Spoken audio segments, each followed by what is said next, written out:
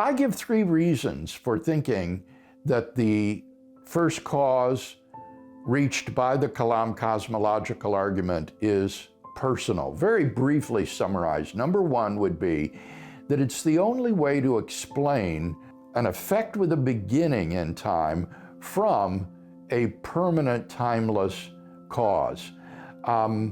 If that cause has existed permanently and is truly sufficient for its effect, then the effect should exist permanently as well. The only way to have a cause that is timeless and permanent, and yet for the effect to begin to exist just a few billion years ago, is if that cause is a personal agent endowed with freedom of the will, who can therefore make a choice or execute an action without any prior determining conditions, something that is altogether spontaneous and new.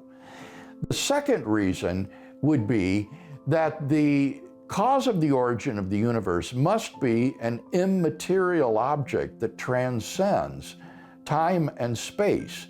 Now, the only things that we know of that could possibly fill that bill would be either an abstract object, like a number.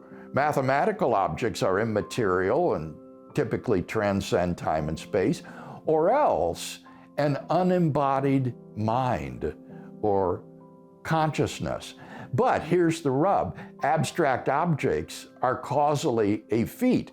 By definition, what makes them abstract is that they have no causal effects, and therefore the cause of the universe cannot be an abstract object. And I think that makes it very plausible that the origin of the universe is a personal cause. And then finally, the third reason would be that causal explanations are of two types. One would be a scientific explanation in terms of initial conditions and natural laws.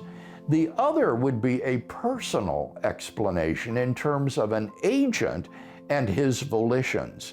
Now, when you think about it, an absolutely first physical state of the universe cannot have a scientific explanation because there are no prior initial conditions from which one could extrapolate the first physical state by the laws of nature.